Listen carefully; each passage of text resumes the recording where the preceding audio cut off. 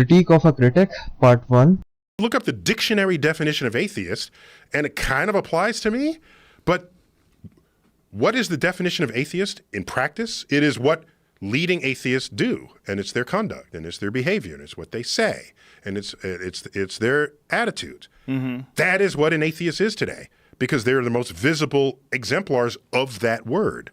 And most of their conduct, I either don't agree with or simply don't engage in. तो मेरी इस audio के title से आप लोगों को अंदाज़ा तो हो गया होगा कि ये मोनोलॉग किस हवाले से होने वाला है। आगे बढ़ने से पहले मैं एक चीज़ क्लियर करना चाहता हूँ कि मेरी इस ऑडियो का पर्पस किसी एक शख्स की या किसी फर्द की दिल आज़ारी नहीं है, और ये क्रिटिसिज्म किसी इंडिविजुअल का नहीं है, ये बल्कि एक पूरी सोच का है। एंड आई होप कि गालिब कमाल या बाकी जितने भी एथियस्ट एक्स मुस्लिम्स हैं मेरी बातों को दिल पे नहीं लेंगे, और मुझे ये यकीन है कि आप सभी जो है आज़ादी इज़हार राय पे यकीन करते हैं। Alright, let's go ahead. लेकिन आगे बढ़ने से पहले मैं एक बात को क्लियर करता चलूं कि मेरा पर्सनली ताल्लुक किसी भी ऑर्गेनाइज्ड रिलीजन या मजहब से नहीं है। So my opinions are based on my personal understanding of how society works या how humans behave under certain circumstances. और शायद मैं अपने ख्यालात का इजहार बहुत एलोक्वेंटली अपने वर्ड्स में ना कर सकूं, but still I will try my best. So now briefly I will give you an overview of all the topics जो मैं इस मोनोलॉग के अंदर कवर करने की कोशिश करने वाला हूं। अच्छा, तो मैं गालिब कमाल की जो लाइव स्ट्रीम्स हैं, उनके मोनोलॉग्स हैं, वो मैं काफ़ी अरसे से फॉलो करता आ रहा हूँ। तो इस बात में तो कोई दो राय नहीं है कि वो काफ़ी नॉलेज रखते हैं बहुत सारे टॉपिक्स के हवाले से, जैसे कि एवोल्यूशन या फिर साइंस एंड इवन रिलीजन। तो he is having exceptional grip on all of those subjects। और अभी तक मैंने उनको जितना भी सुना है उससे मैं ये समझ सका हूँ कि वो एक्टिविस्ट हैं। So he is an activist who is trying to promote freedom of expression, और उनकी नज़र में जो दुनिया के बड़े मसाइल, उनमें से जो सबसे बड़ा मसला है वो रिलीजियस एक्सट्रीमिज्म या इंटॉलरेंस है। And he is also against all sorts of superstition. तो ऑब्वियसली रिलीजन या फिर कॉन्सेप्ट ऑफ गॉड, उसके खिलाफ भी अक्सर वो बात करते हुए नजर आते हैं। So I don't agree with him on his approach, और मुझे ये भी नहीं लगता कि कोई रिलीजन कोई ऐसा इतना बड़ा मसला भी है। और मुझे ऐसा क्यों लगता है इस बारे में मैं आपको बताऊंगा आगे। इसके अलावा और जो चीज़ें जिस पे मैं उनसे एग्री नहीं करता हूँ, तो वो भी मैं डिस्कस करूंगा अपने इस मोनोलॉग में। और उसके अंदर जो सबसे मेजर इशू है वो है his take on blasphemy and why I don't agree with him. और इसके अलावा मैं एक बहुत बड़ा एलिगेशन भी लगाने वाला हूँ गालिब कमाल के ऊपर या उनकी तरह के जितने भी एक्स रिलीजियस बंदे हैं, और वो ये है कि I think atheism itself is sort of a religion. तो उसको भी मैं एक्सप्लेन करूंगा कि मुझे ऐसा क्यों लगता है। Even though personally I used to identify myself as an atheist at some point.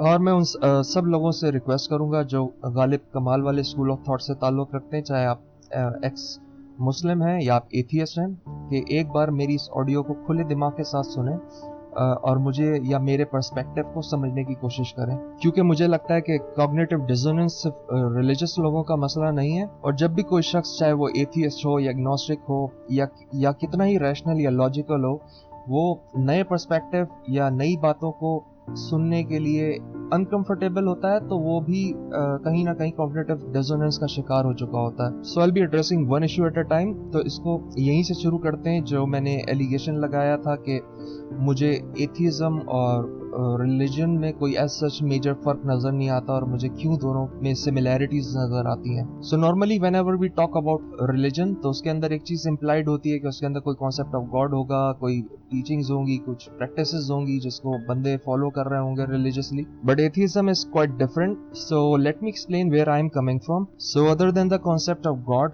Religion also provides you a sense of community. तो जब कोई शख्स किसी मजहब से ताल्लुक रखता है, तो एक ऐसे ग्रुप का हिस्सा होता है जिसमें एक जैसी सोच रखने वाले लोग होते हैं। Similarly when you become an atheist, तो वहाँ पे भी आप एक ऐसे ग्रुप को ज्वाइन कर रहे होते हैं जहाँ पे सिमिलर माइंडसेट के, एक जैसे ख्यालात के, मिलते जुलते ख्यालात के लोग होते हैं, और एक सेंस ऑफ कम्युनिटी बिल्ड होती है। And there is absolutely nothing wrong with that, क्योंकि after all we are humans, और इंसानों को अच्छा लगता है जब वो अपने ऐसे ख्यालात के लोगों के साथ उठते बैठते हैं या एक सेंस ऑफ कम्युनिटी बिल्ड होती है। तो that's part of human nature. Even though we can argue कि वो एक ऐसा माहौल बन जाता है जहाँ पे चारों तरफ से आपको सिर्फ कंफर्मेशन बायस ही मिल रहा होता है, और आपको अपने ख्यालात से अगेंस्ट या फिर आपको कोई क्रिटिसाइज नहीं कर रहा होता, आपको क्रिटिसिज्म नजर नहीं आ रहा होता, आपको चारों तरफ ہاں میں ہاں ملانے والے لوگ مل رہے ہوتے ہیں. And then there is a concept of preaching.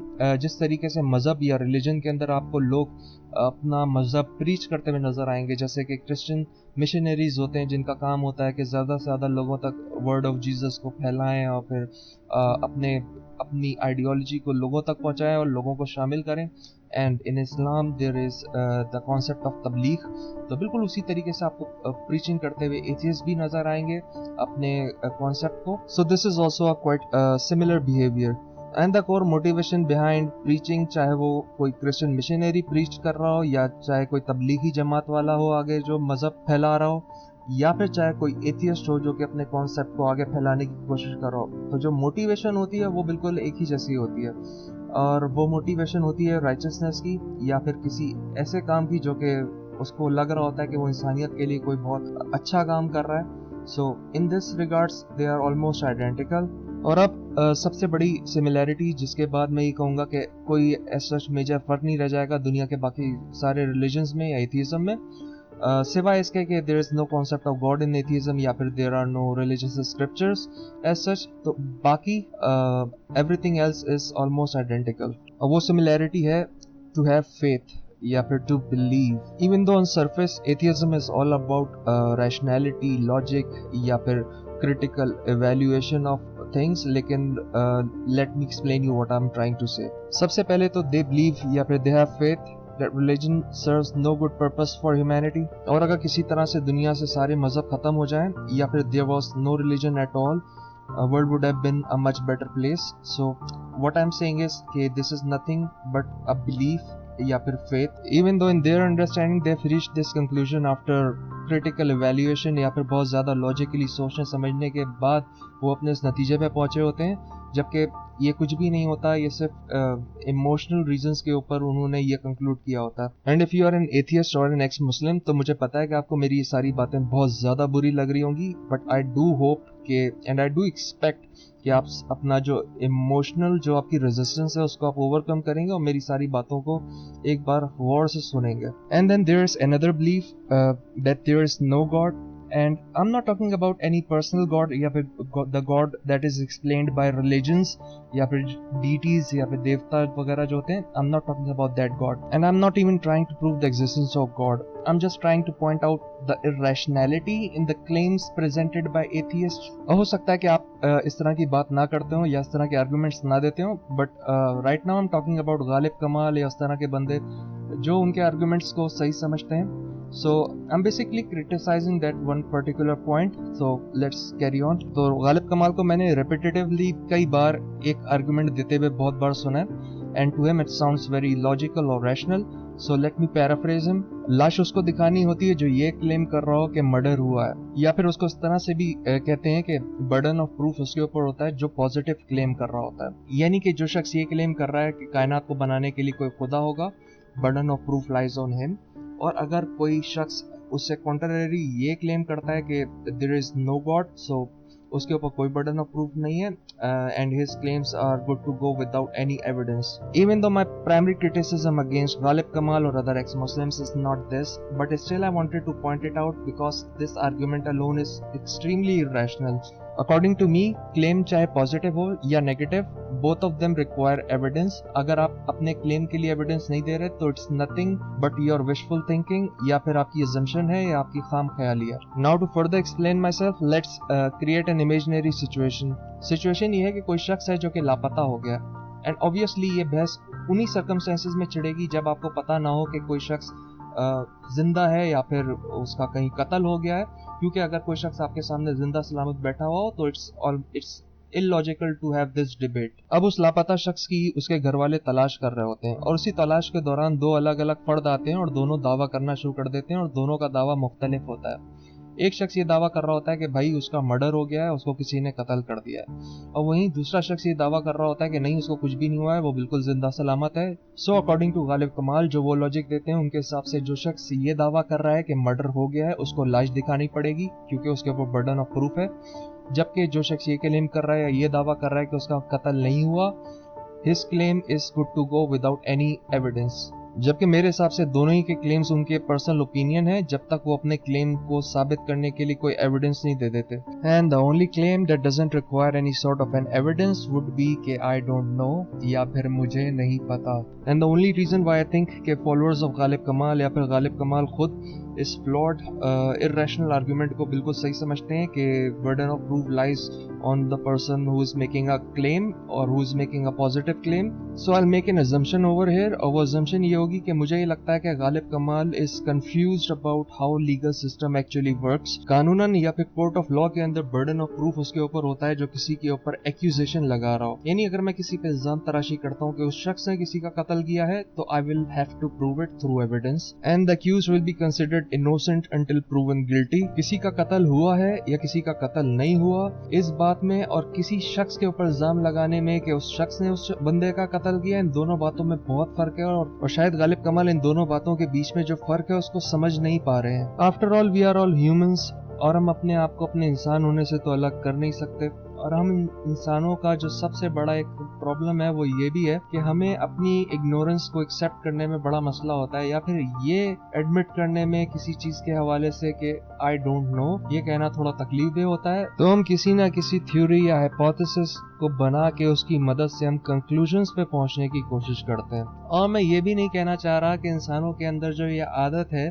कि अपनी इग्नोरेंस को एक्सेप्ट नहीं करते ये कोई बुरी चीज है, क्योंकि इसी की वजह से हमारे अंदर हाइपोथेसाइज करने की capability through out generations polish हुई है. और विद दिस कैपेबिलिटी हमने वेरियस फील्ड्स में बहुत तरक्की हासिल की है, इवन साइंस. तो हाइपोथेसाइज करना गलत नहीं है और हाइपोथेसिस कभी सही भी होता है और कभी गलत भी होता है, लेकिन हमें ये बात भी नहीं भूलनी चाहिए कि हाइपोथेसिस और फैक्ट के बीच में एक फर्क होता है और वो फर्क पैदा होता है अनडिनाइबल एविडेंस से. अगर आपके पास अनडिनाइबल एविडेंस नहीं है तो आपका हाइपोथेसिस कभी भी फैक्ट नहीं बन सकता. अच्छा तो चलें आगे बढ़ते हैं, लेकिन आगे बढ़ने से पहले मैं एक बात कहना जरूरी समझता हूँ. तो मैं अपनी जिंदगी के अंदर जो मेरी ऑब्जर्वेशंस रही हैं उससे मैं इस नतीजे पे पहुंचा हूँ कि it is humanly almost impossible to stay unbiased. तो जब भी मैं किसी एक शख्स को किसी दूसरे के ऊपर ये इल्जाम लगाते हुए देखता हूँ कि यू आर बायस्ड, तो मुझे ये बिल्कुल ही बचकाना एलिगेशन लगता है, क्योंकि हर शख्स ही बायस्ड होता है. And this is true for me as well.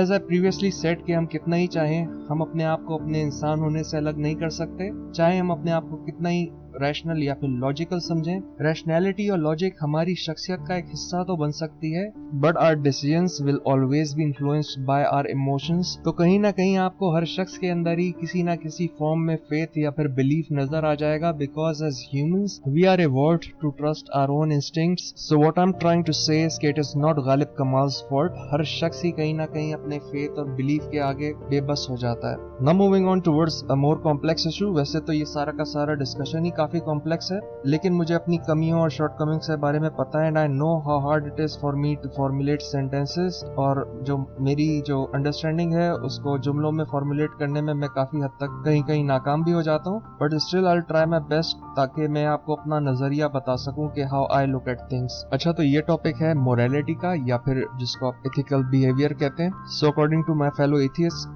religion is quite inferior when it comes to morality, and there is no doubt that there are a lot of horrible things in religious scriptures, and I'm not even trying to justify any of those things. But to claim that secularism या फिर lack of religion works better in terms of human behavior या फिर morality, I think this claim should be backed by some evidence. अच्छा तो ऐसा भी नहीं है कि they don't have any evidence for this claim. For evidence they will present the secular societies या फिर first world countries जहाँ पे there is little to no religion but still they are doing exceptionally well. लेकिन मुझे इस evidence में काफी बड़ा एक मसला नजर आता है और चले मैं आपको बताता हूँ कि वो मसला है क्या. So if you want to test moral standards of an individual या फिर किसी ग्रुप के moral standards या फिर behavior या फिर ethical values and all that, तो I believe कि you have to put that group या फिर that person under harsh conditions. Regardless of a person being religious or secular, हम सोसाइटी के अंदर बड़े आराम से देख सकते हैं कि जिन कंट्रीज में या फिर जिन सोसाइटीज के अंदर रिसोर्सेज अबंडेंस में है वहाँ पे इन जनरली पॉपुलेशन जो होती है वो बहुत अच्छी तरीके से बिहेव करती है. इंटॉलरेंस और रिलीजियस एक्सट्रीमिज्म का भी मसला हमें उन्हीं कंट्रीज में नजर आता है जहाँ पे इकोनॉमिक कंडीशंस जो होती हैं अच्छी नहीं होती हैं. And I am not saying कि there are no exceptions at all. बिल्कुल उसी तरह से जिस तरह से फर्स्ट वर्ल्ड कंट्री में कोई नॉन रिलीजियस बंदा किसी भी वजह से किसी दूसरे के ऊपर कोई हेट क्राइम करता है, चाहे वो रेशियली मोटिवेटेड हो या चाहे किसी भी वजह से हो, so there are exceptions in both circumstances. और ये साबित करने के लिए that it has not religion that motivates people for violence या फिर लोगों को इनटॉलरेंट बनाने के लिए मजहब रिस्पॉन्सिबल है, इस चीज को डिस्प्रूव करने के लिए मुझे सिर्फ एक एग्जांपल देनी होगी, और वो एग्जांपल होगी किसी भी एक ऐसी सोसाइटी की जहां there was no religion, it was a totally godless society, but still people committed genocide over there. And I am not saying कि that genocide was motivated by their atheism या फिर देयर लैक ऑफ रिलीजन. मैं ये भी बिल्कुल नहीं कह रहा हूँ. All I am trying to say is that lack of tolerance या फिर violent behaviour has more to do with economic conditions. Other than economic conditions there is another element which can motivate people for violence, या फिर वो उनको बिल्कुल intolerant बना सकता है. और वो एलिमेंट क्या है उसके बारे में बात करते हैं. This thing alone can be held responsible for almost all genocides that have ever occurred throughout the history of mankind. और ये ना तो कोई मजहब है और ना ही कोई आइडियोलॉजी, और वो चीज़ है फेथ या फिर बिलीफ. मैं मजहब वाले फेथ या बिलीफ की बात नहीं कर रहा हूँ, मैं जिस फेथ की बात कर रहा हूँ उसको थोड़ा एक्सप्लेन करता हूँ. ये फेथ या बिलीफ वो चीज़ है जो कि किसी भी इंडिविजुअल को या ग्रुप ऑफ पीपल को अपनी आइडियोलॉजी पे ये यकीन दिलाता है कि it is the best way for Mankind, या फिर किसी भी शख्स को इस बात पे यकीन दिला देता है कि he has found the root cause of all evil. चाहे वो हॉलोकॉस्ट हो, या फिर किसी कम्युनिस्ट कंट्री में कभी हुआ कोई जेनोसाइड, या फिर कोई फौजी हो जो कि बॉर्डर के ऊपर अपनी दुश्मन फौज के जवानों की जान ले रहा हो, या फिर कोई सुसाइड बॉम्बर. इन सभी केसेस के अंदर जो भी परपेट्रेटर्स थे उनके माइंडसेट में आपको सिर्फ एक चीज कॉमन नजर आएगी, और वो चीज होगी the feeling of righteousness. Ironically और unfortunately all bloodshed throughout the history of humanity was done in good faith. और अफसोस के साथ मुझे ये कहना पड़ रहा है कि मुझे गालिब कमाल या फिर उनके जैसे जितने भी एथियस्ट या फिर एक्स रिलीजियस बंदे हैं उनके अंदर भी मुझे यही राइचियसनेस की फीलिंग नजर आती है. And no I am not trying to accuse Ghalib Kamal और एनीवन एल्स फॉर एनीथिंग. मैं बस आपको एक फैक्ट बताने की कोशिश कर रहा हूँ फ्रॉम ह्यूमन हिस्ट्री कि हर आइडियोलॉजी, चाहे वो रिलीजियस हो या चाहे वो नॉन रिलीजियस हो, it has the potential to turn violent. और जो एलिमेंट आइडियोलॉजीज को वायलेंस या फिर इंटॉलरेंस की तरफ पुश करता है, वो एलिमेंट एथियज्म या फिर एथियस्ट कम्युनिटी के अंदर भी मौजूद है. तो जब भी कोई शख्स मुझे कोई मजहब छोड़ के मेन स्ट्रीम एथियज्म या फिर एथियस्ट कम्युनिटी का हिस्सा बनते हुए नजर आता है, तो मेरी नजर में वो शख्स एक डॉगमा को छोड़ के दूसरे डॉगमास को अपने ऊपर मुसल्लत कर रहा होता है. न जाने अभी तक आप मेरी बातों से क्या समझे होंगे या आपने मेरी बातों का क्या मतलब निकाला होगा, लेकिन मैं थोड़ा सा खुद को एक बार फिर एक्सप्लेन करता चलूं कि where I am coming from. As I previously said कि ना तो मेरा किसी मजहब से ताल्लुक है और ना ही मेरी इन ऑडियोज का पर्पस है कि मैं किसी मजहब को या किसी भी आइडियोलॉजी को डिफेंड करूं, और ना ही मेरे पास कोई ऑल्टरनेट या सब्स्टिट्यूट है किसी भी आइडियोलॉजी का. और मुझे ये लगता है कि इंसान की इंटेलेक्चुअल ग्रोथ जो है उसकी कोई लिमिट नहीं होती. हाँ, लेकिन आपकी इंटेलेक्चुअल ग्रोथ होना उस वक्त रुक जाती है जिस वक्त आपको ये लगने लगता है कि you have figured it all out. अच्छा, तो मेरी ये ऑडियो फाइल काफी लंबी हो गई है, तो अगर आप मुझे और सुनना चाहते हैं तो मैं अगले पार्ट्स में मैं आपको ये समझाने की कोशिश करूंगा कि मुझे ऐसा क्यों लगता है कि religion is not going anywhere and why I think that you should not be doing blasphemy intentionally. तो अगर आप मुझे और सुनना चाहते हैं तो go to my next audios and see you over there.